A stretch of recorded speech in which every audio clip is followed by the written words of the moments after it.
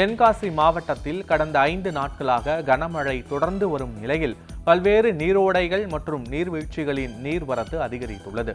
கனமழை காரணமாக கனடா நதி, ராமநதி மற்றும் கருப்பா நதி அணைகளின் நீர்மட்டம் உயர்ந்துள்ளது. இதேபோல அடவியனார் மற்றும் குண்டாறு அணைகளிலும் நீர்மட்டம் அதிகரித்து குண்டாறு அணை முழு கொள்ளளவை எட்டியுள்ளது.